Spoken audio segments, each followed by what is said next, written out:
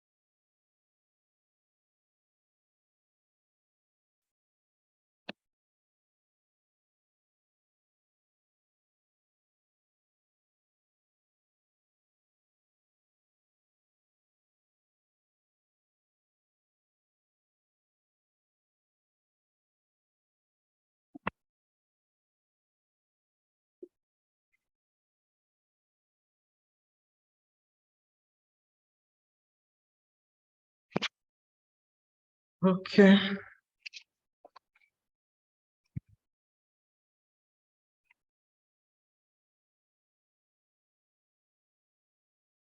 Resume recording now. Thank you. And then also going live. Is it going live? Let's see. Click that right now. Okay, hold on.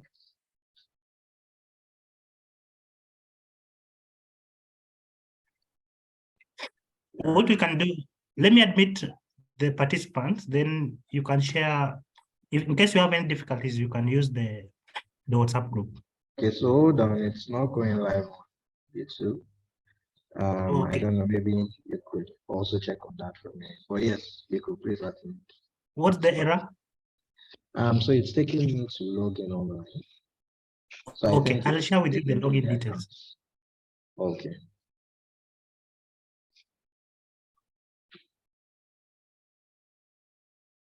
Okay, I think this will take some time to re-log in.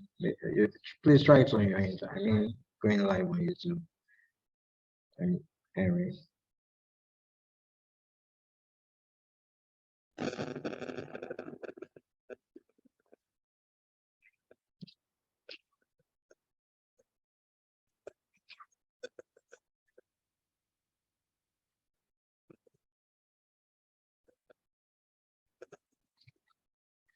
All right. Good afternoon, everyone. Welcome to this first Thursday program. It's great to have everyone in the house so far. I see people are still coming in. Welcome to everyone joining in this call. We'll be getting started in a little bit, so let's just allow for, well, let's say 2 or 3 minutes for more people to join us. But for those in the room already, again, it's so great to have you here for the very first Thursday event for this year from the African Food Changemakers. So let's give it a minute or two. I still see more people joining us, and we will get started soon. Okay. More people still joining in. Thank you as you come in. Thank you for joining us.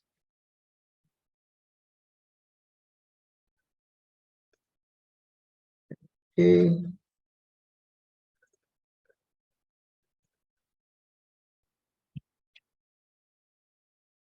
Right.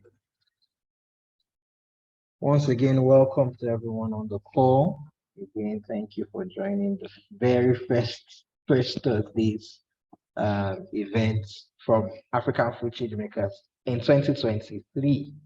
Thank you for joining us again. Let me just allow for a minute for 1 or 2 or 10 more people or 20 more people to join us within that minute. I still see a lot of people joining in.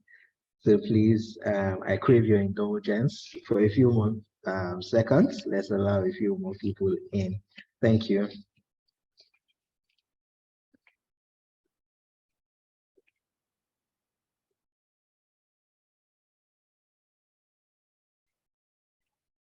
Okay. Thank you all so much. Thank you for joining. All right, I think we can get started at this point.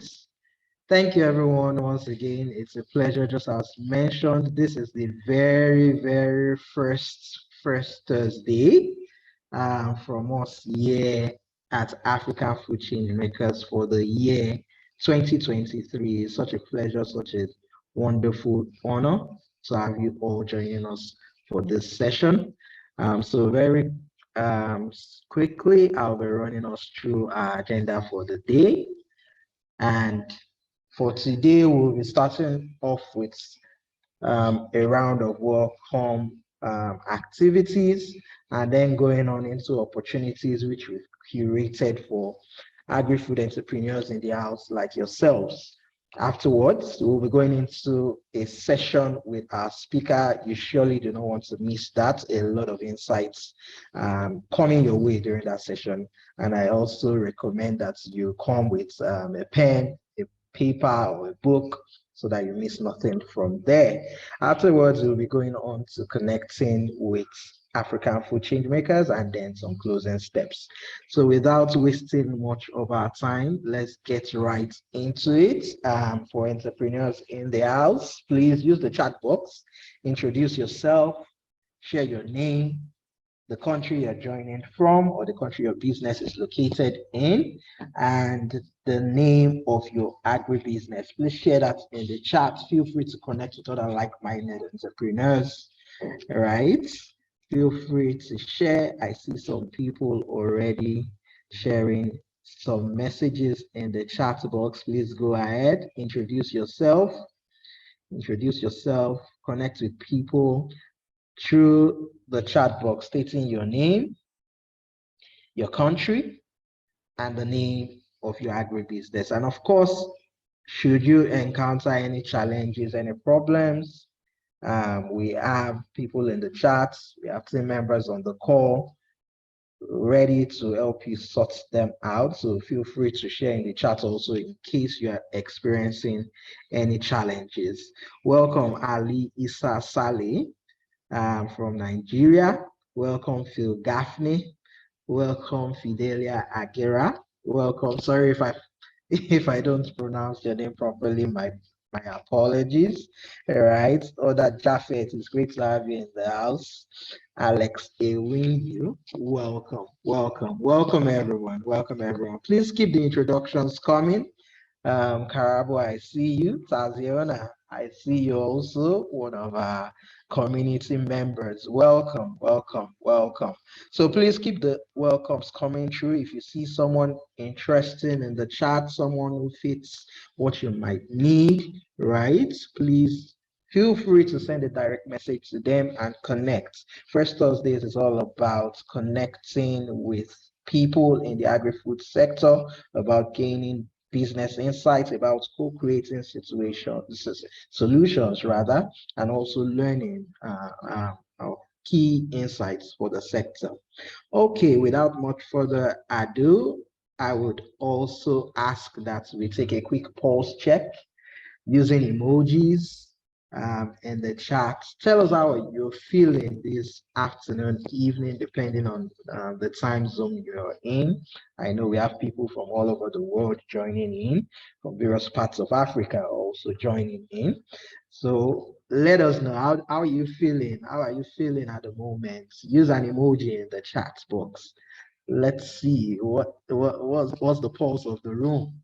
What's the pulse of the room? I see Japhet is happy, right? I see Echo seems ready to learn. Doka seems a little bit tired. Don't worry. You're going to learn a lot from this. Quinette is ready to go. Yes, keep those emojis coming in. Keep those emojis coming through. while we do a quick pulse check around the room, keep those emojis coming in. And yes, again, thank you all so much for joining us. We'll be launching a quick poll now, just to get a feel of people who are in the room with us. So the poll should appear on your screen right now. If you're joining in with a phone, at times you might have to move from another app, or if in case you have another app open, that could sometimes obstruct the poll from coming up. But I believe most people on the call are able to see the poll. Please fill in the poll. Let us get a sense of where you're joining us from, whether you're being a member of the community, what your expectations from this session is, and we'll be sharing very quickly about those results with ourselves. So I'll just allow for a minute, just like a minute for the poll questions to the poll results to come through. Yes, I see. So far so good. Let me not let this out of the bag yet.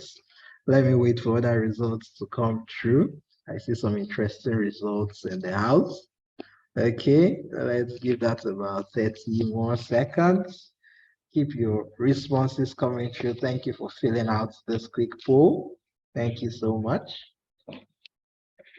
Thank you. Let's keep them coming through. Okay. All right. Yes. Thank you.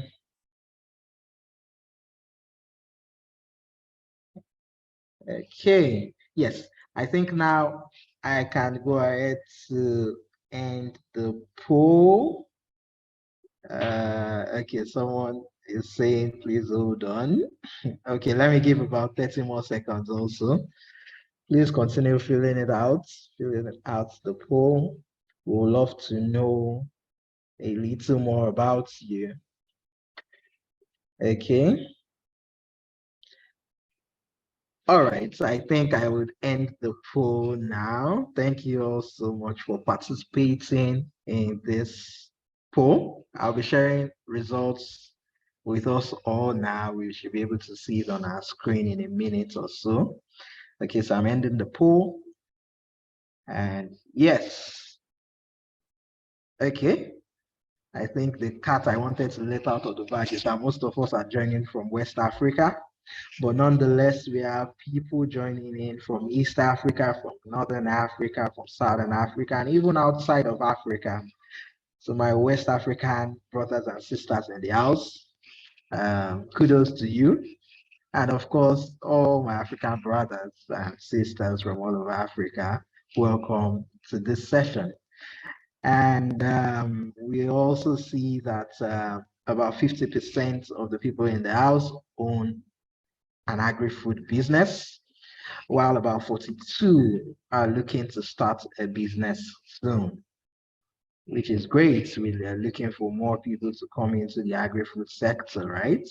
And we have about 65% of the people, at least, who have taken the poll, not being members of the African Food Change Makers membership community yet, but don't worry, we'll get you through on how to become a member in this program. And in terms of what your expectations for attending this session are, we have a balanced mix, from learning about us to discovering new opportunities to gaining insights on the topic and networking with other entrepreneurs. And most of the people on the call are at the ideation stage. Thank you all so much for sharing. We are really looking forward to doing this rest of this session with you. Okay, all right, so moving forward from our poll, I would now be inviting Som to give us a quick overview of African Food Change Makers, and after that, we'll be sharing some curated opportunities with our agri-food entrepreneurs in the house. Som, over to you. Thank you very much, Ola.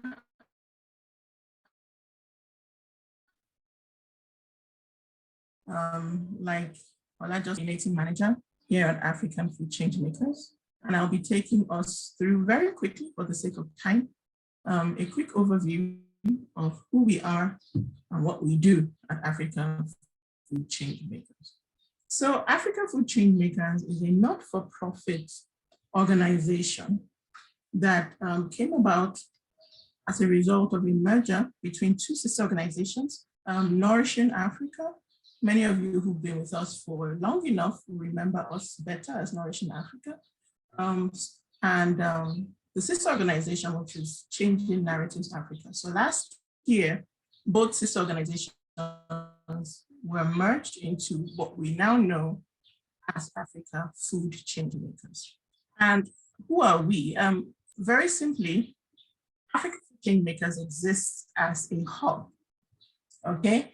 We like to joke that we are the Facebook/Instagram for small and medium agripreneurs in the food and agriculture landscape, right? And at Africa Food Changemakers, we refer to these small and medium agripreneurs, that's most of us on this meeting call, we refer to them as change makers. Next slide, please.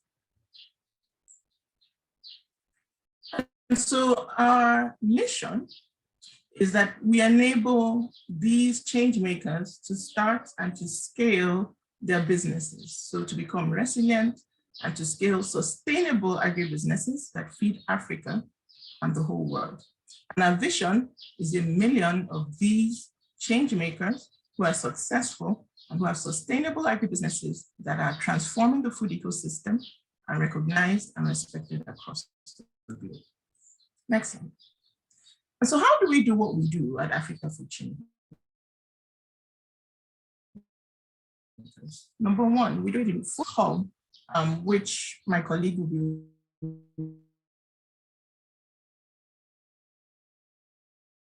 walking you through later in the day. Change makers, you'll get the opportunity to jump on and plug into this vibrant community. So we provide this community of practice where our change makers have peer-to-peer support and are able to cross-pollinate ideas on how to solve the challenges that they are facing. So you get to meet like-minded people who are facing similar challenges and are preferring solutions to those challenges and learn from them, and also, knowledge transfer to other people so that they too can scale. We also offer tailored and relevant training programs and convenings for our change makers across Africa and even outside of Africa. We also offer very critical data that our change makers need to make decisions about their agri-food businesses and pivot as quickly as they can in order to take advantage of what's going on in the food and agriculture landscape. The fourth thing is that we provide visibility, recognition, and market linkages. So through strategic partnerships, AFC provides market linkage support for export-ready change makers to trade both locally as well as internationally. And we'll talk a bit more about this when another colleague of mine walks us through the programs that we have for 2023.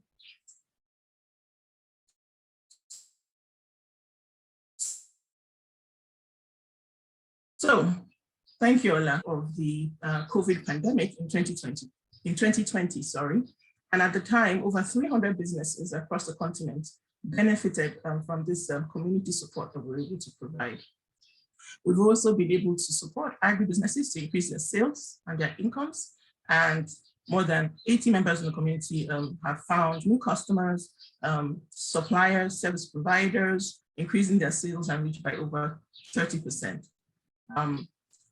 In terms of global recognition, many of our members have been able to get on platforms, international and national, and more than 50% of these agribusinesses have attributed they're being able to get on such platforms and receive that kind of visibility because they were members of AFC.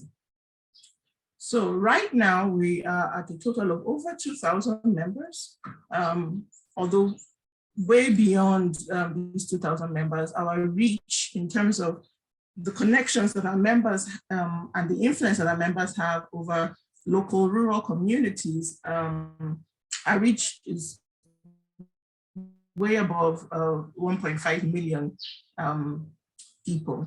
And of the over 2,000 members we have just over 700 women members, and that's something that we are very, very actively trying to change. So if you're a woman on this call and you're yet to enroll, we're here for you. We will be delighted and excited if you could plug in and become a member, and everybody is welcome. Thank you. Back to you, Ola. Thank you so much, Sam. Tom is our coordinating manager at African Food Changemakers. And just in case I might have missed it, my name is Oladumade Otitola. I am the membership coordinator at African Food Changemakers, and I'm pleased to share some opportunities with you in case you are in the agri-food sector and you're on this call. Please, there are opportunities for you out there. Sometimes it's just a matter of being aware of it. Okay, so I will just be sharing a quick curated list of resources which you can tap into. We have the Women for Zero Hunger program. It's a grant open to all countries, but the deadline for putting in an application is February 24th. So please get your applications in quickly, well before then. We also have the World Food Prize, also open to all countries. The deadline is a little further, May 1st, but at the same time, it's always best to get in your applications early. And also we have the Grow Impact Accelerator cohort, the fourth cohort actually, also a grant. It's a 5-month accelerator program that also has a grant component to it. And application deadline is also February 24th. So get your applications in. You can see more of such opportunities on the AFC Hub. My colleague would be sharing, I believe, a link in the chat box through which you can get to our funding page to be able to see even more resources, more of such opportunities for you. And for capacity building opportunities, we have the Climate Finance Accelerator Nigeria, open specifically to Nigeria, with a deadline of February 17th for applications. And we have the Echoing Green Fellowship. It is a fellowship for people whose enterprise at an early stage and who are experts on the challenge they've chosen to confront. The deadline is in a few days, February 7th. So get your applications in once again as quickly as possible. And then we have the African Visionary Fellowship. It's open to all countries with a deadline for February 15th. Again, please use the links dropped in the chat to be able to see even more of this type of opportunities on the AFC Hub. And in terms of events that you can join in, events such as this one we are hosting right now. For those in Nigeria, there is a networking event out there for you. It's called the Agro Deal Room, right? And it's going to happen on February the 4th. So try to bookmark that if it's something that fits into what you're trying to do right away in your business. We also have the Addressing Climate Change and Energy Crisis webinar. It is a virtual webinar, so I believe you can join in from anywhere in the world on February 9th, right? February 9th, join in, register ahead, of course, for these events, and then see how you can join in on this program. We also have the symposium, the EU Niger Business Forum session. So if you have plans to be in Niger, if you are joining us from Niger, this is a program happening on February 8th. You can also join, and there are lots more events which you can bookmark, register, and plan to attend using the link dropped right there for you in the chat. You'll see a whole list of events related to the agri-food sector, which you can tap into for your business. Okay, and in terms of training opportunities, we have more than 50 online courses on our trainings page. We have 3 curated here, which are just the post-harvest management, innovation and technology events. We have the livestock management and exports. We also have the food and nutrition security and organizing landscapes trainings, all available through various institutions. These and lots more of these trainings are available on the AFC Hub. And also, yes, we have over 60 podcasts on the AFC Hub. I can assure you they are super packed with lots of knowledge, lots of insights, lots of things that you can learn about that could improve your business, that could help you take your business to the next level. These are just some of the podcasts that we have on our platform. We have a podcast focusing on amplifying women's voices in agriculture. We also have podcasts looking at how technology can help you optimize your business, and also podcasts discussing about the youth involvement in the African agriculture sector. These and lots more are available on our podcast page on the African Food Changemakers Hub. So I enjoin you, use the links in the chat. You could take those links, put them in your notepad, keep them somewhere so that even after this meeting, you still definitely have access to them. And make sure you take advantage of these resources, because we are all interested in you being able to scale your agribusiness. So these are some opportunities for you within the sector. And again, we're saying take advantage of them. But without much further ado, I know we came here prepared to get some insights from our speaker, and this is the time. This is the time. So I would quickly introduce our speaker, and then we'll go into his presentation. There will also be room for questions based on the presentation. So please ensure that you have your notepads ready, you have your writing materials ready. Okay, so yes, Mr. Akinyenka Akintunde is with us in the house. Is the president and CEO of Apex, and through this role, he provides in-country oversight and leadership of the Apex business entities to help accelerate operational excellence, growth, and go-to-market transformation through strategic platforms and partnerships. He's an accomplished executive with global business building experience with Apex operations across Africa. In his role, he's responsible for driving innovation and leading performance across the financial and capital market ecosystem.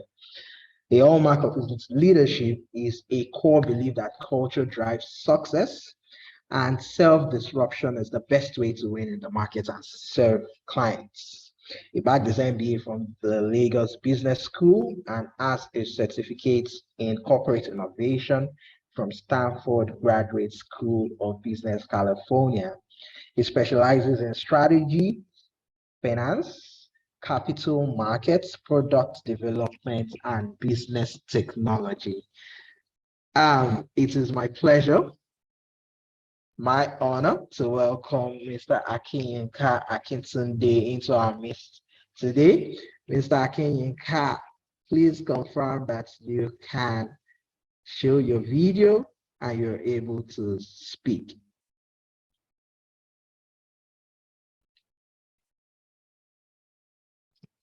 Okay, they have Mr. Akinyenka in the house. Okay, please hold on. I think there may be a technical issue. All right, Mr. Akinyenka, can you confirm that you're able to speak now?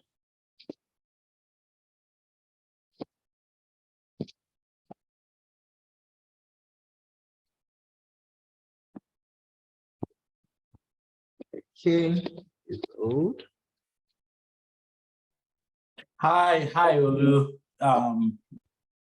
Awesome. Okay.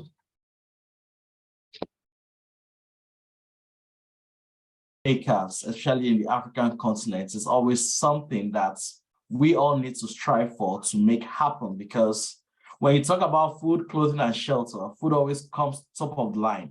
And our ability to ensure that we have a sustainable business that ensures that food is on the table of everybody across the African continent, and indeed making African continent the hub for food production for the world, is something that is very critical. And I think we can't stop there. We can only do more and do better around that. So thank you once again for giving me the opportunity to speak to you on this.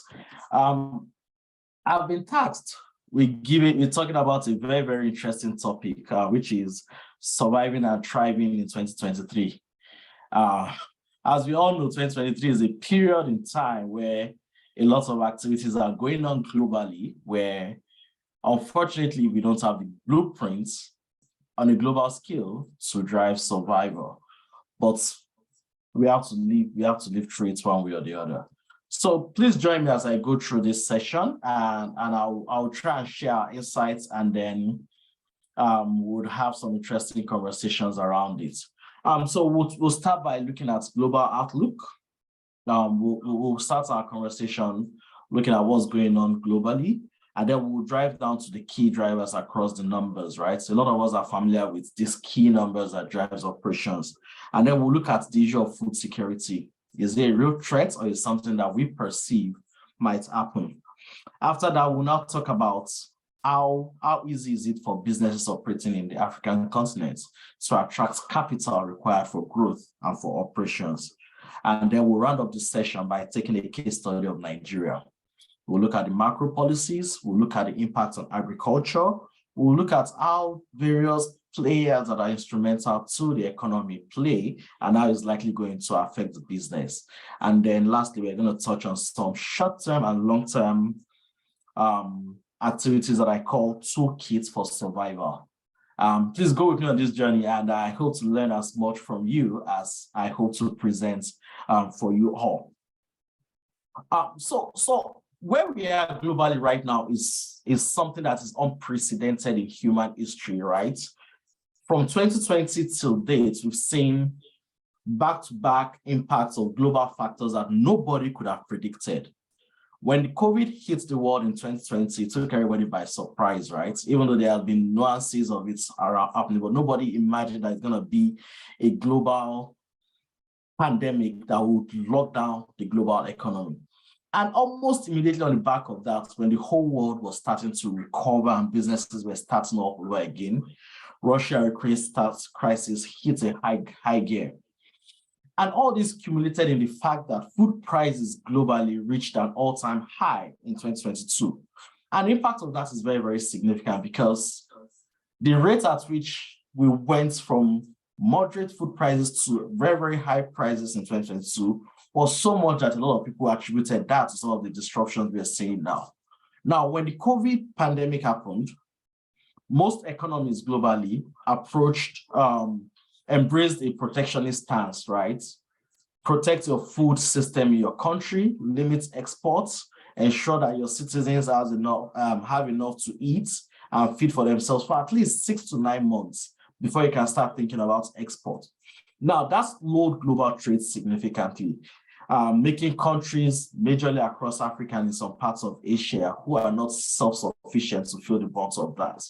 And then the Russia-Ukraine crisis came. As we all know, Russia, Ukraine are key European countries that are pivotal to the supply of food system. When you talk about wheat, when you talk about nitrogen, which is a key factor for inputs into food production, come from, right? Now, when these things happened, there was a breakdown in logistics for those countries, right? And countries that are highly dependent on inputs of wheat, nitrogen, and coal are the ones that suffered the brunt of it. All these drove prices of key inputs, right? Fertilizer prices, we'll look at the data later on down the slide. Fertilizer prices went up by 3 or 4%, then 3 or 4 times the value pre the pandemic, and now stabilizing, but it's still higher than average over the last couple of years. Now we're in 2023. The world is now feeling the effects of all of these things that has happened in prior years, right? And everybody is now at a loss of what do we need to do, where do we sit, and what's going to happen. Global GDP growth is expected to slow down significantly. Slowdown in growth means businesses may not be able to sell as much as possible because, number one, inflation is high. When inflation is high, it means prices of commodities are going up. When prices of commodities and inputs and everything are going up, governments try to curtail these by going through a tightening process to ensure that they can curb this high acceleration of growth in prices, right? So you see lots of countries hiking rates to ensure that they curb this, and then the citizens also have a leeway to live through this period we are. Global trade worsened in 2020. We expect it to worsen in 2023 from numbers from record of $32 trillion globally in 2022 to a much more lower figure this year. As we mentioned earlier, grain supplies across the globe, across the world, tightened recently. China, one of the major consumers of commodities trade, one of the largest consuming economies globally, recently just opened up their borders again to start welcoming the world in, which is going to be a key factor around it. And then when you look at the people with the money, when we talk about capital markets, financiers, and co, they are also now getting ready to come back into the economy. Everybody is not clear what the future will hold, but everybody is now being cautious and looking at signals when the federal policies are announced. Everybody's looking at what the rates will be. Everybody's looking at what employment will be like. Nobody knows what's going to happen, but everybody is being cautious of what the future will be. Now, all of these have direct impacts, especially on an economy like Africa, right? If you look at it on a world scale, we're highly import dependent. Africa as a continent is not food sufficient in terms of production.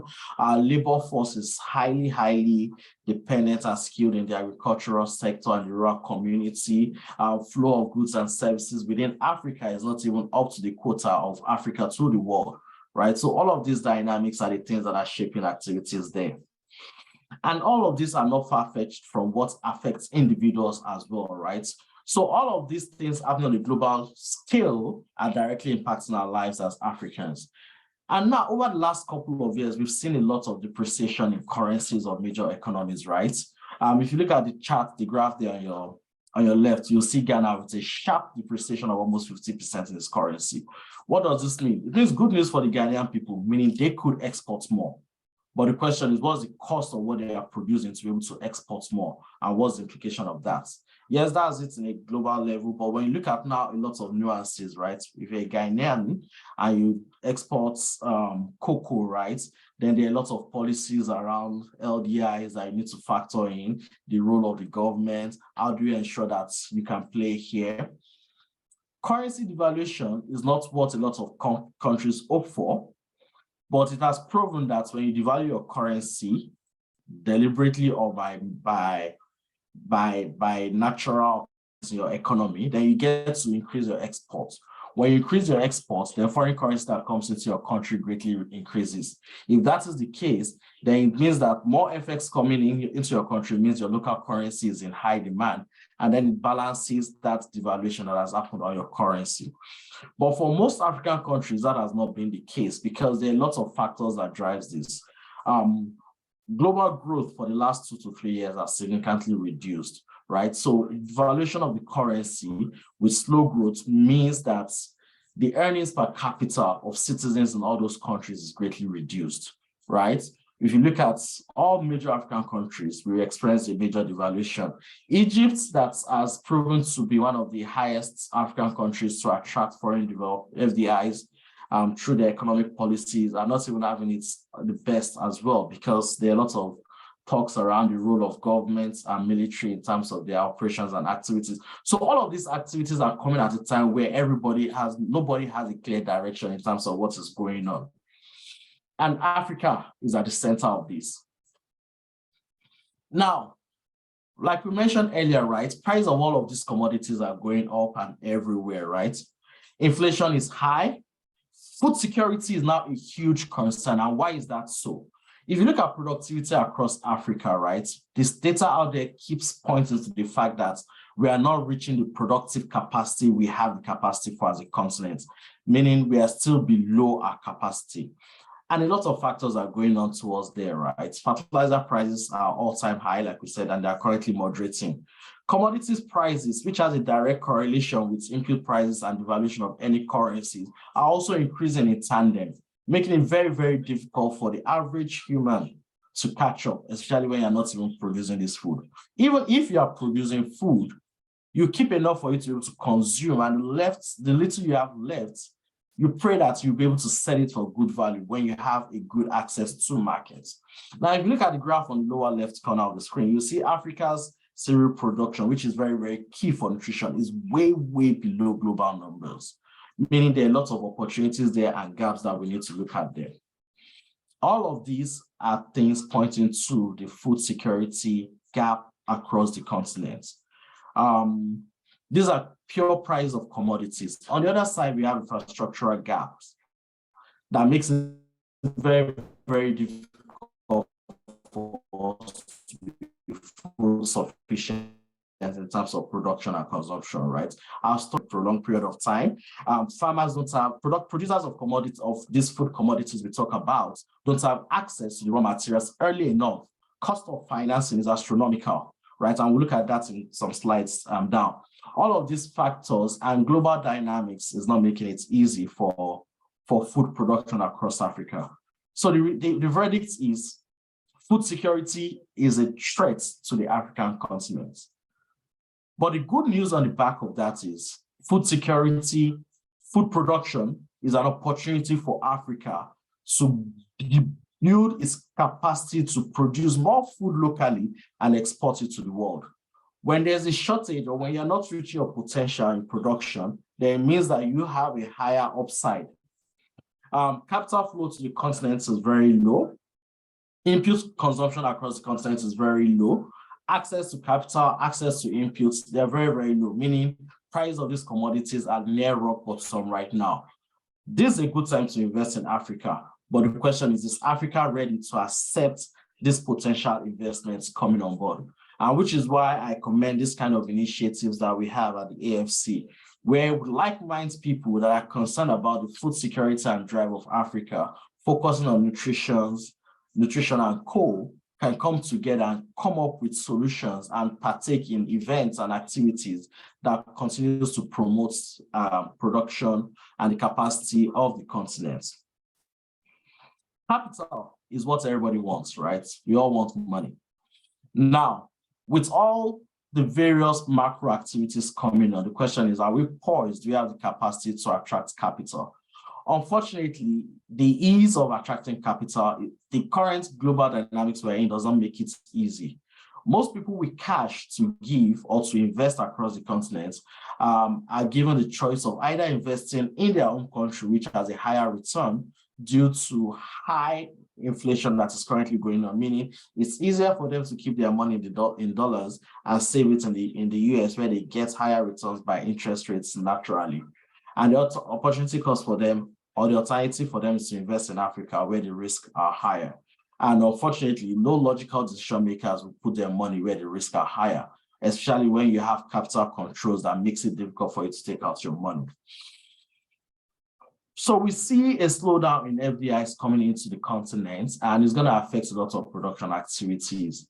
On the back of this, we've seen a lot of local country governments coming up with initiatives to support agricultural activities to make them produce more. So when you look at Nigeria, you have the Anchor Bora program. When you go to Kenya, you see the government putting a structure to ensure that fertilizer is available for all farmers at affordable prices, basically putting a cap on it, having conversations with input providers to ensure that timely availability of this works, access to finance at low cost to buy these input materials are the things that are going on. All these are the things that governments are doing to ensure that the capital required for production activities are accessible and in place by the smallholder farmers to boost production capacity. Share of FDIs coming to Africa is ridiculously low, even though Africa has a huge potential to achieve more. And all of these are the things that points to the viability of the continent in the short to medium term, right? So a lot of challenges across Africa. Government support around DFIs and mode of operations, currency fluctuation products, political instability. We can't overemphasize that. These are key drivers of access to capital across the continent. And of course, infrastructural gap. Storage facilities, logistics infrastructure, intra-Africa trade systems, cross-border payments and settlements, a lot of infrastructure required for development and growth of agricultural productivity across Africa is missing. And there's that need for us to consciously build that infrastructural base to make a case for agriculture in the continent. And like we mentioned earlier, right, a lot of activities are going on globally, which would have direct impacts on the economy, right? So let's quickly move on to Nigeria as a case study. And a lot of us are from West Africa, so we might be familiar with what's going on with Nigeria. And I selected Nigeria partly because I'm a Nigerian. I operate my business, FX Commodities Exchange operates out of Nigeria, so it's easier for me to relate. But we'll try and relate this across Africa, so we all have a fair perspective of this. In Nigeria, inflation has been on the rampant, which is not different from what is going on globally. Our population, on the other hand, is growing faster than the growth of the economy, right? Economy is slowing down, but population is growing almost at a faster rate. Many people are still giving birth. There are more mouths for us to feed as a nation, right? Meaning food security is going to come under more pressure in the near run. Right? Inflation is skyrocketing, is going on high. But unfortunately, the cost of capital or money available is trying to catch up with inflation, which is why to get access to capital as a farmer in Nigeria right now is something very, very difficult, if not impossible, because almost all your potential capital gain will be eroded by the cost of capital that you're going to incur when you go to markets. And our exchange rates still held by the government at an undervalued position by a lot of people's, based on a lot of people's opinion. So the valuation of the currencies around the corner, a lot of activities are going on, but all of these are now contributing to the pressure of food security across the continent. Unfortunately, or fortunately in this case, agriculture contributes about 30% to the GDP as at GDP numbers for Q3, meaning there's so much potential in the agricultural sector. And just to give you a perspective on this, productivity in the agricultural sector right now is below 60%, and it's accounting for about 30% of our GDP. So imagine for a minute when you're able to attract enough capital to boost agricultural productivity, the impact that would have on the economy. And when that impact is felt on the economy, you can see a direct impact on the livelihood of citizens of the country. Because credit will be cheaper, access to financing will be cheaper, access to infrastructure will be available, and all of this will accumulate to increased productivity, which is like a flywheel that supports the growth of the economic sector. Export earnings is at about 400 billion as at H1 2021, which shows the export potential of the continent. And this is coupled with the drive by various players across the ecosystem, from the central bank, the federal ministry, and all the incentives they put around to promote export processing of export commodities in the country to boost foreign earnings. Unfortunately, our imports bill is still way higher than our export earnings, so it puts up in a negative trade balance, if you could put it that way. And food inflation is rocketing at 23.75%.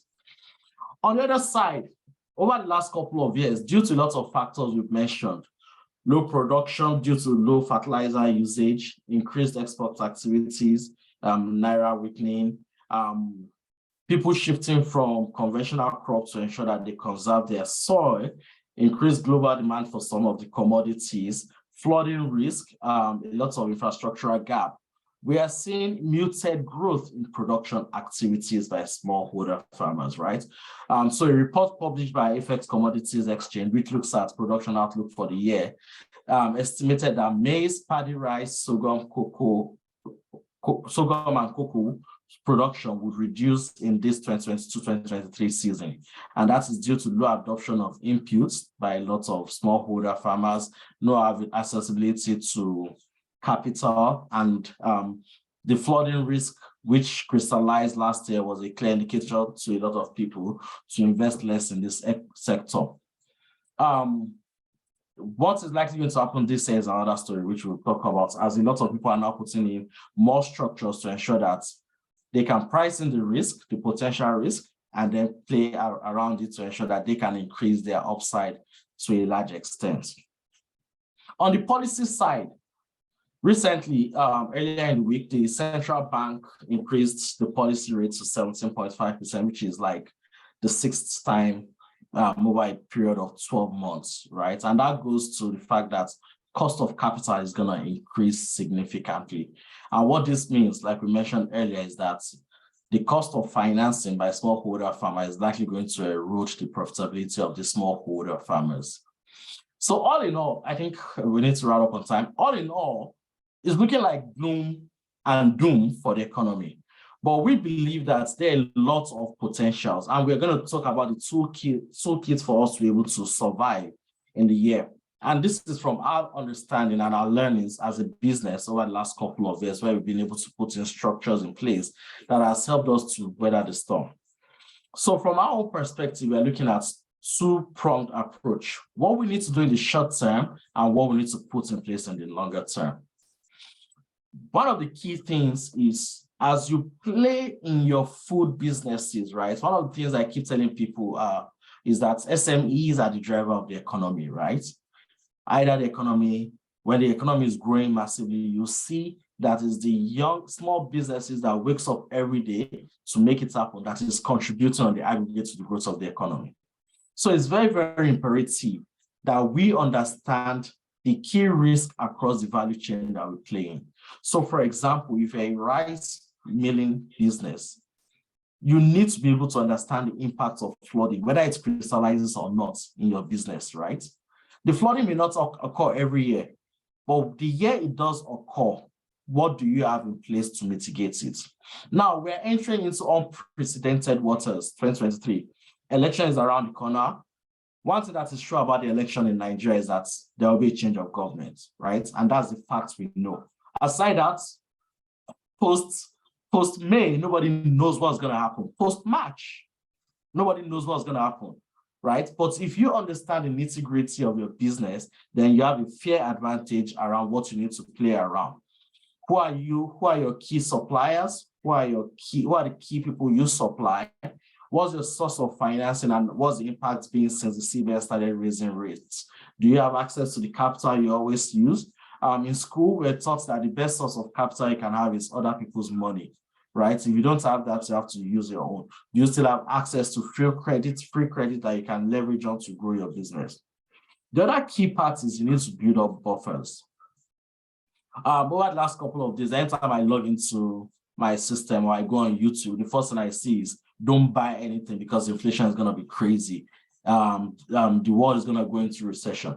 But we can't stop businesses because of that, right? And a key risk mitigating factor that we need to do is have enough stock that will be able to take you at least through the next 6 to 9 months into the year, right? Because all estimates point to the fact that price of goods and commodities are going to go up north, right?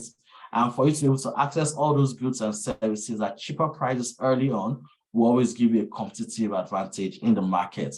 And this ties to the third point we need to put in place in the short term. We should plan for contingencies for risk of our supply inputs. And this goes to ability to access cheap capital, which may not be easy, but when you understand your business and the stakeholders across your business, then you have the ability to put in key players that will be able to supply you with the capital to grow your business in place. As you're pursuing this short-term approach, then you need to consider the longer-term ones as well, which is how do you increase the efficiency of your supply chain management process, right? Most businesses die because they don't consider the last mile, especially when you're a B2C customer. You need to understand the dynamics of your customer, right? What is happening to your business does not mean that your customers are immune to it. So it's going to be very, very difficult for you to seamlessly pass on your cost to them. How do you ensure that you have efficiency in your operations that reduces your cost of providing this service to your clients? And these are things that there's no short-term answer to, right? It involves you being clear on the processes and structures that will drive your business in the long term, where you need to put in capital investments. One of the key things that drives business successes is investment in infrastructure. You can never go wrong when you invest in infrastructure that supports your businesses. It may be high capital outlay in the first years, but over time, when you sweat your assets, then efficiency of operations comes in place, and you always benefit from that. Globally, the world is tilting towards environmental, social, and governance, right? When you have, the world is going more towards how do you promote the environment in your business operations? How do you ensure that social factors, the SDGs, are captured in your operations, and what's the governance structure you have in place? And over the next couple of years, we'll see more foreign funds tied to the ESG financing objectives. And when your business is structured around that line, and then you are set up for success. One of the other key things that is attracting global focus these days is the role of women and youths in businesses, right? When you have a business and you have a fair ground for recruiting and giving equal opportunities for women and youths, then you have an advantage in attracting capital that is required for you to scale your business, at least in the early years. And then when you double down on that, coupled with productivity, you have the capacity to increase it more. In Nigeria, we've been hit with what we call the Japa wave, right? Everybody's looking for greener pastures. So every day you always hear of a couple of Nigerians that are leaving good paying jobs to go abroad, meaning talent is becoming hard to come across. Now, that turns to the fact that there needs to be more work in developing local capacity within your structure, right? And then having that contingency plan to ensure that there are processes and structures in place such that when perceived key employees depart from the business is not held to ransom. Meaning, as you as the CEO or the founder or owner of the business, if you are not available for a couple of days or a couple of weeks, can your business continue? And to answer this question, you must have done a fair investment in talent to ensure that business continuity is not a gap for your business. So that's the final slide for me. And I think the long and short, what we've been talking about here is that on a global scale, it's not going to be an easy year, 2023. It's going to be tough. And Africa is not immune to what is going on globally. But when you have these key toolkits at your disposal, when you have a sound understanding of your business and you take time to invest in buffers, and then you have contingency for supply, for access to your key inputs, and then you couple that with operational efficiency and appropriate capital allocation, and then you structure this around ESGs, leveraging on SDGs to drive your business opportunity, and you invest in talents, then you have the leeway to build a business that is going to weather the storm over the next couple of years, and then build a resilient business that is poised for success. Thank you very much for joining me on this, and then I'm open to receiving questions. Thank you. Mr. Akinka, thank you so much. I think those were loaded with so much insights. I think my book is full already over here.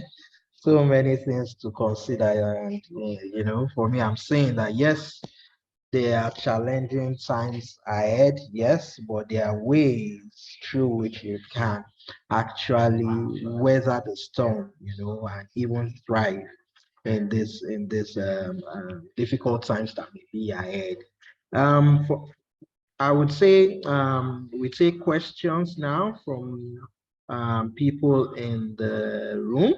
So if you have a question, feel free to use the raise hand functionality in the Zoom feature, and then we would allow you unmute yourself.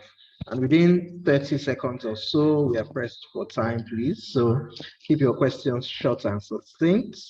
And then Mr. Akinka is here to be able to provide answers to them. So use the Zoom feature in the chat Team members also, please, in case I'm missing anyone in the chat, please help notify me to unmute them.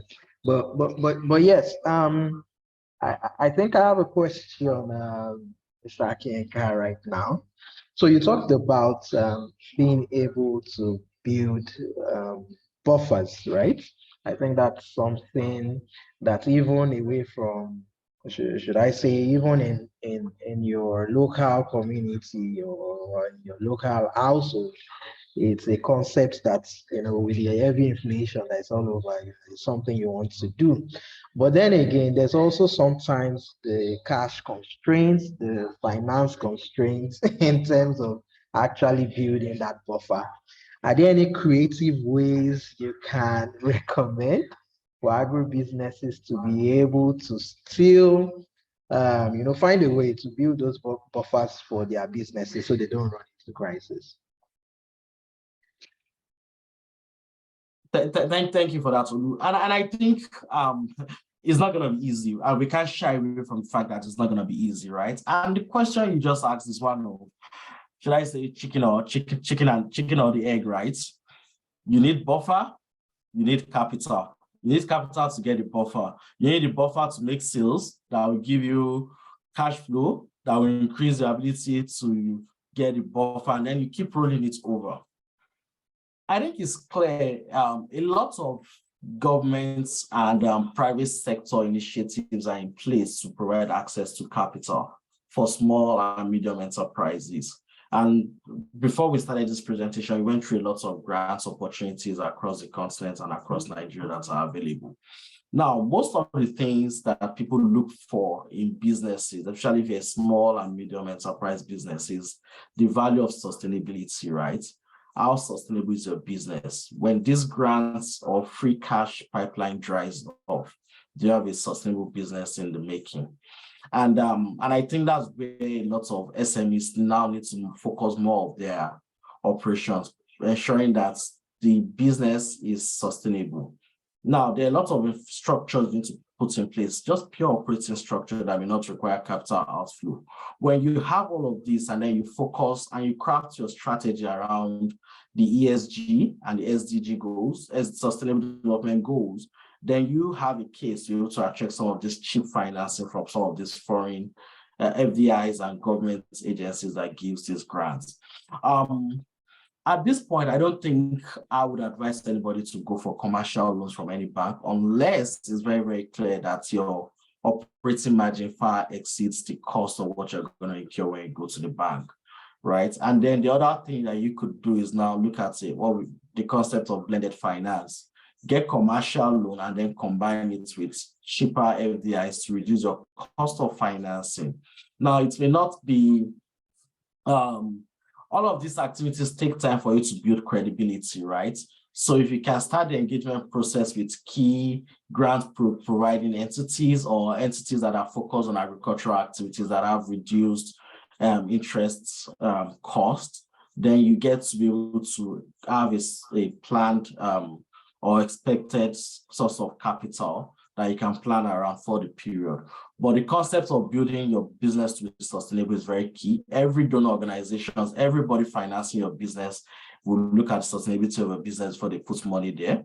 Access to be able to do blended financing is key, where you get to reduce your cost of capital. And we have lots of businesses that do that, right? So for example, one of the key businesses we do at Apex is work with processing companies to have access to raw material, their raw materials early on, and then work around that to ensure that they can now collateralize that raw material and then use that to unlock capital at below commercial banks rates, which will still give them the edge to be able to operate profitably. So those are some of the things that could be done to put it in place. But you can't go wrong when you focus on sustainability around your business model, you focus on environmental, social, and governance goals, and then you focus on your sustainable development goals. Thank you. Thank you so much. If I hear you correctly, ESG is important. Also, you're able to access some cheap finance that may be out there. You should also consider a blended finance approach. If you're dealing with commercial banks, ensure that your return on investment exceeds the actual cost of the finance. Okay, thank you very much for that. Again, participants, I know I'm seeing some questions coming through the chat. We'll be taking a few of them. But you're also free to use the raise hand feature, so we can also actually allow you to speak live within the session. So that's fine. Mr. Akinka, just quickly, can you provide more insight into what AFEX does for the benefit of those on the call so that they can know more about the awesome work that you're doing? Okay, thank you. So business that is set up to ensure that we can unlock financing for smallholder farmers or people in the production ecosystem for commodities across Africa. So our business model is built on the last mile solution for sourcing of agricultural commodities and then putting the appropriate infrastructure within close proximity to these producers of commodities, and then engaging with the consumers of these raw materials to have access to it. So we focus on providing access to finance for smallholder farmers and people producing commodities. We provide access to infrastructure, storage facilities, both for manufacturing companies that consume these raw materials or smallholder farmers that are willing to store this produce. And then we also create access to market for players across the ecosystem. One of the things we believe in is that if you can unlock financing in the then you unlock a pool of opportunities and growth for players across this ecosystem. Like I mentioned earlier, right, productivity is still way below global averages. And most of the things we've seen is that is access to finance in a timely manner that is cutting the needs of these businesses. So the business is designed to be an access point for all activities across the agricultural value chain, across the commodities value chain, and then it creates an interconnection for all key stakeholders to exchange values here. We also leverage technology, right? So in the comfort of your home, you should be able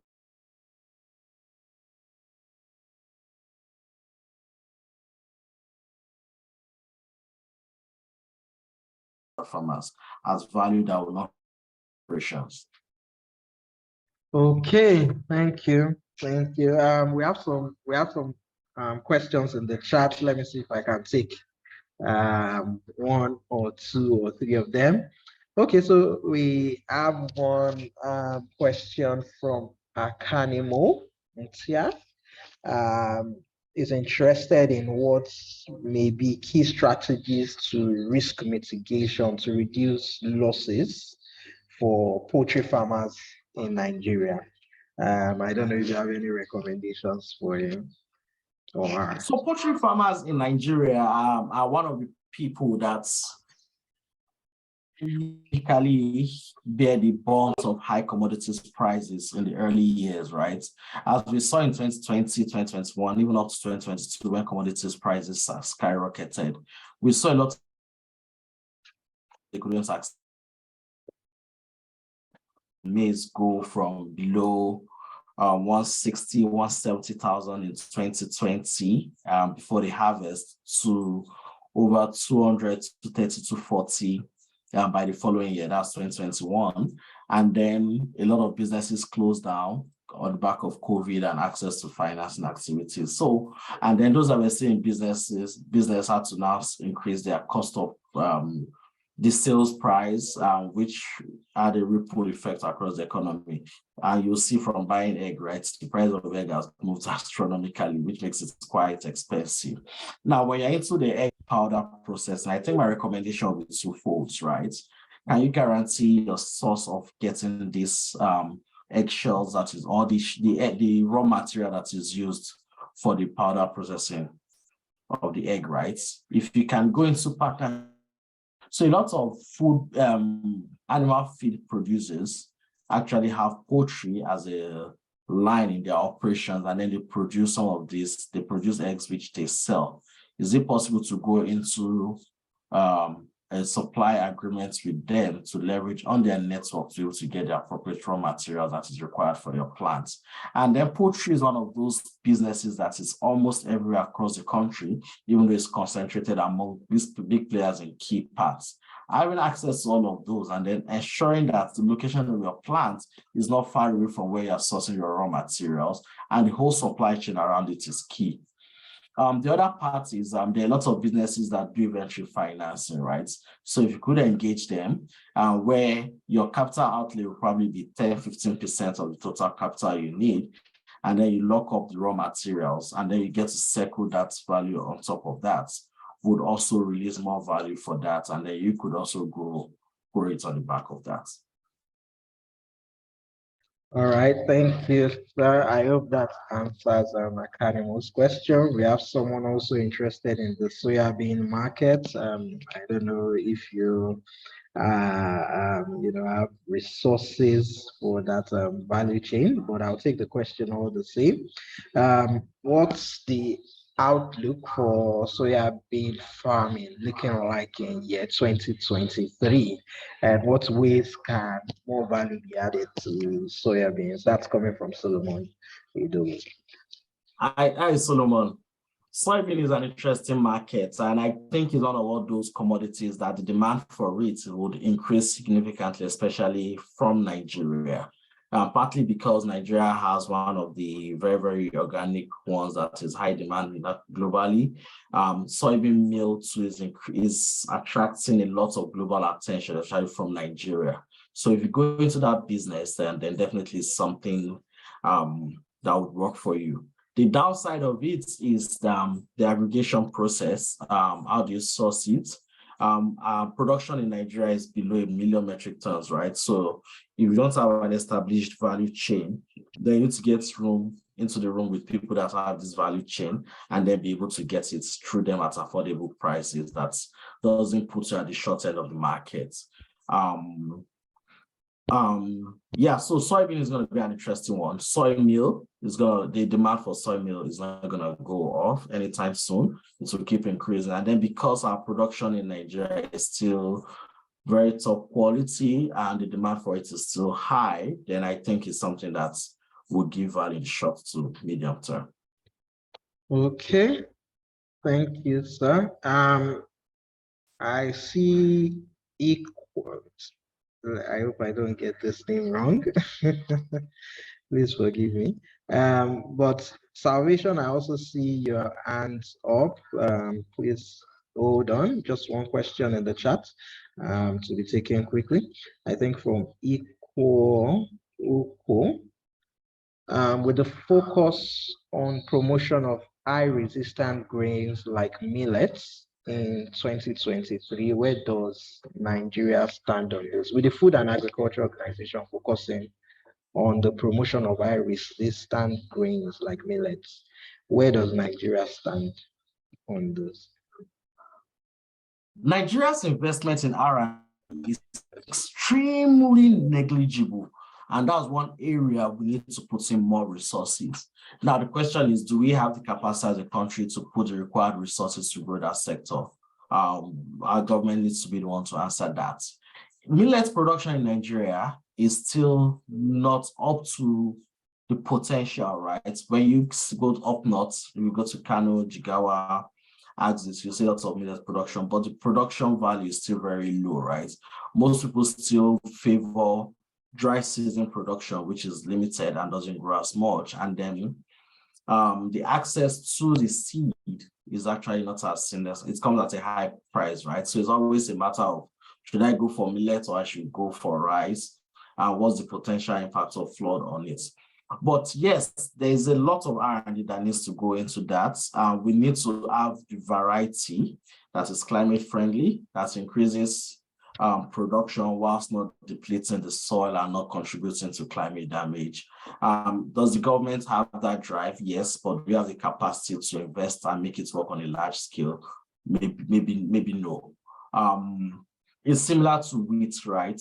Our consumption in the country is very, very huge, but we don't have that production capacity yet. It's very, very small too. It's a single-digit percentage of what we consume that we produce.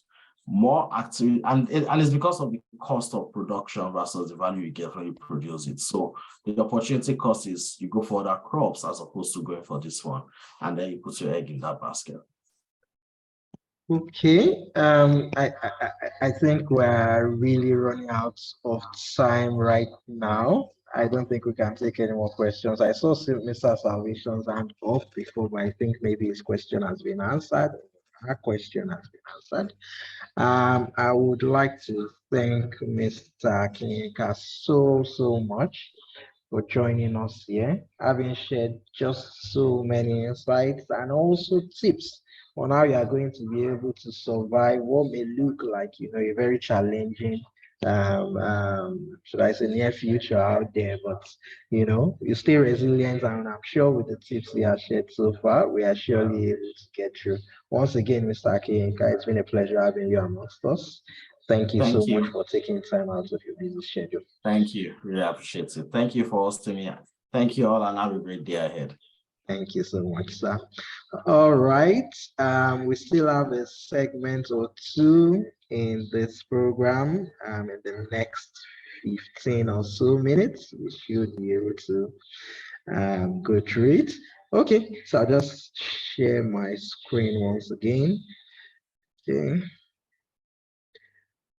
Right. Okay. And now we'll be going into connecting with African food change makers. And for this, I'll be inviting my colleague, Odunayo, to give an overview of some of the programs that AFC is looking to put out there in 2023. Odunayo, over to you.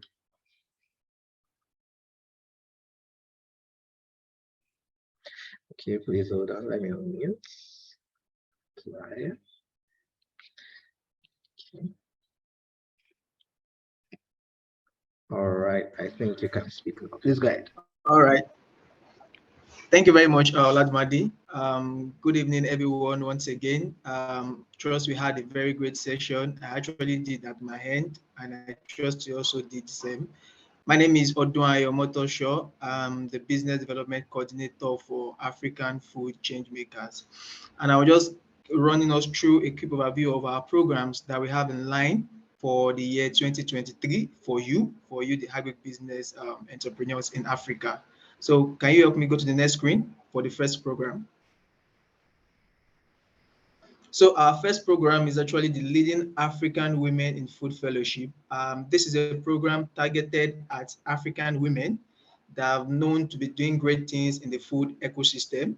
And what we want to do is actually to celebrate them, to amplify their voices, to champion them, to give them more visibility and exposure in what they're doing. And is majorly targeted at women in African countries, like I actually said. The award categories, we have 5 categories. I won't want to take much of our time, but we have 5 major categories for these women. It's going to be a nomination. So if you know someone that is doing great things in the agri-food ecosystem, a woman with less a minimum of 3 years experience in the food ecosystem, you can nominate the person. By next week or so, in the course of this month, we'll be launching out this program and then inviting you to nominate people that are deserving of this award in Africa generally. Can you go to the next program? Yeah, our next program is BRACE, which we call Building Resilience Against Climate and Environmental Shock. In the face of climate change, that we all know that climate change is one major thing that is affecting the agribusiness generally in the world globally. So this program is majorly aimed at helping agribusiness to know how to adapt to climate change impacts and to also help them to be able to mitigate against the effect of climate change, and also how they can tap into the benefits that comes from greening their businesses, from reducing their carbon footprint. So that's like benefiting from climate financing. Several opportunities exist around climate financing that we could actually tap into at agribusinesses. So this program is aimed at these 3 major components, and we'll also be training you agribusinesses on how to actually tap into this thing, how to mitigate against climate change, and also how to adapt your business to it. Also watch out for the launch of this program coming very soon this year. And the third program is Scaling Exports Program. This is a program aimed at African, both male and female, to actually grow their business to export ready. In the course, currently we know Nigeria imports more than exports, but then we want to grow African to be exports ready. So it's majorly the aim of this program is actually to also promote intra-African trade, that's between Africa and other countries, between Nigeria and other countries. Last year we had a program of this nature which was called YADP, focused on Nigeria, but this year we are expanding the scope to other 3 African countries in addition to Nigeria, and the major aim is actually to promote intra-African exports between these African countries in compliance with AFCT objective, goal and objectives. Also watch out for this program that will be launching out this year. You definitely be able to fit into one of these programs. I know not everybody will fit for the Living African Women, but for the second and the third, surely you should tend to apply when we launch it. Thank you very much.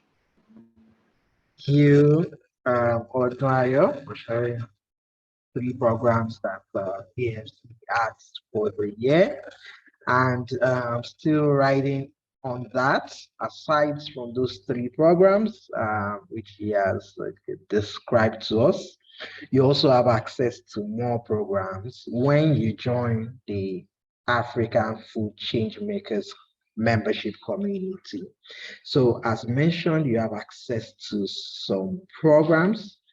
You're also able to scale and grow your agribusiness through peer-to-peer support, learnings from other agri-food entrepreneurs just like yourself. Some of them have already walked the path you're just walking on and can give you quick insights for quick wins in your business.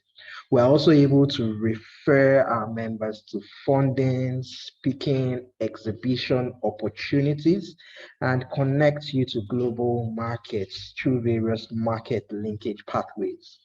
We also give you visibility and promote media engagement of select agribusinesses, and also give you access to a lot of resources on our hub. So we have data resources, we have capacity building programs, as you might have earlier seen in the earlier parts of this program, to funding opportunities, to various things, podcasts, lots of opportunities for you. And all you have to do is to join the AFC membership hub. Within a few steps, so we'll just go through that, let's say over the next 3 to 5 minutes, right? If you are not yet a member of the AFC community, please click on the link that I believe has been dropped in the chat. So we'll give you some time. Let's allow for a few seconds. Check the chat box right now. If you are not yet a member of the AFC membership hub, please click on the link that has been dropped in the chat. If you have clicked on the link, please drop an emoji in the chat box. Let me know. Let me know those that have, taken that step right away, right? Click on the link in the chat, drop an emoji also in the chat box if you can. Okay, I see one person. Let's allow a few more people to click on the link. This is, of course, for those who are not yet members. We know we have some members on the call, and this is a call to those who are not yet there. So I believe 1 or 2 people. Oh yes, I see more coming through. Aminat, I see Solomon. Great. Okay, so now the next step is to get through the first 3 questions. We believe you are agri-businesses if you're on this call. So we have some preliminary questions for you after you have clicked the link. Please answer those questions as they apply to you. Again, you can use some emojis in the chat box to let us know that you've been able to get through those few questions. And by the way, if you experience challenges along the way, do not fret. You can still reach out to us via email. You can still reach out to us via email at our mailbox. I'm sure that will also be dropped in the chat soon enough in case you still have inquiries and questions for us. That's totally fine. Yes. So if you're able to get through the few questions we have for you, then well done. Let's go into filling out the form briefly. Let's see how we can go through it real quick. Now, the form is segmented into three parts. One, we're looking at personal details. The second part then being details about your company. And the third part then being about how the details of your company can be seen, or rather how your activities can be seen, or where we can contact you. So if you're on the first part of the form, yes, please fill in your name, fill in your email, fill in your phone number, fill in your date of birth, fill in all those personal details there in that segment of the form. Again, I would like to stress that if you face any challenges, do not worry. Just reach out to us at membership@afc.org. We are always happy to be able to support you through getting into the AFC membership. Okay, so I believe we have some people who have also been able to fill out the personal information now, right? Yes. Okay. So going to the next part of the form, right? If you are there already, you'll be seeing a segment about your company information. And here we want to know the name of your business, how long you've been in business, what's your staff strength, what stage your business is at. Yeah, both at the startup stage. Is your business registered? Even if your business is not registered, you can still be a part of this community right now, and we will help you move, through that stage. Because of course there are some things you want to do which you simply have to be registered as an agribusiness, legally. For example, if you want to export your produce.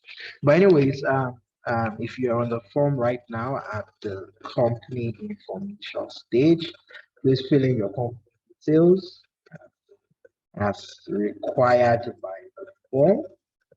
I'm hoping we're able to get through it without any challenges. But again, if there are any challenges, don't worry, we're still available by email. Okay, and if you've been able to get through the company information now, I think you must be on the home run now. You're on the final page. We're almost there. Now we need you to use either a website where we can see produce activities, just to ensure you are there sector, right? If you don't have a website, feel free to put in link to your company's social media page. You don't need to have all of them, right? You don't need to. It's not should I say mandatory? Yes, it's not mandatory that you have a website. You could have just a Facebook page that shows your business activities. That's also fine. So you could fill on that field if that's all that applies to you. Of course, we always recommend that you do have a website. It's generally just makes your business stand out more, appear more professional. Okay, but still, as mentioned, we're here to support you to grow no matter what. So please get through filling out that form. If you experience any errors on the form, you'll see a notification letting you know that there's probably one or two errors you need to sort through. If you look through the form again, you might see the field box that's been highlighted in red, and that will tell you where you need to update and information too. But not to worry, also, if you're unable to get through it at the moment, take the link, the join link, the sign up link that has been shared in the chat box, put it somewhere, maybe put it in your notes, put it in your wherever you store digital information, so that you can go back to it later to retract. But for those who might have been able to successfully get past the third part of the form, congratulations to you. Please go ahead, review your information and submit. Very soon we will receive your applications and look through and to verify submission. So for now, as mentioned, if you have any challenges, please go to your mailbox, send us an email at membership@afchob.org. We are more than happy to be able to provide the support. So for now, I would say to those who have submitted, thank you very much. Those who will still go back to the form, thank you also. We look forward to having you within the membership community of AFC. At this point, I would say we go into our closing steps for the day. We're literally at the end of the program now, and as mentioned, stay in touch with us, stay connected to us by joining our membership community so that you have access to other fellow like-minded agri-food entrepreneurs like you, and also to resources that could help you scale your business. And we would love to hear how we can improve and serve you better. So within the next few, let's say between today and tomorrow, we'll be following up with you via email. We would like to get feedback from you. We'll have a short feedback form, which we would love you to please share your ideas with us, share your thoughts with us to be able to improve how we can do this better. And stay in touch with us on social media also. I believe some links will be dropped in the chat. Do follow the African Food Changemakers on social media to stay connected, to stay on top of our programs and activities at every point in time. And you can also subscribe to our newsletters from the AFC Hub website. I think I'll quickly want us to get into this interesting part of the day for us. Let's at this point, let's see if we can turn on our videos and let's take a picture for social media. Let me see. I believe we're all allowed to be able to turn on our videos. Let's see. Do I see any videos coming up? So what we will do is that we'll turn on our videos. We'll put on a smile. Right, I have a colleague in the room who will be able to take snapshots of our lovely selves. It's great to see you all. I see Blessing, I see Martin, I see some, I see few, I see so many people, so many lovely faces. Thank you all for staying here with us so far. We'll just be taking a few shots. Henry, can you confirm that we have a shot or two or three?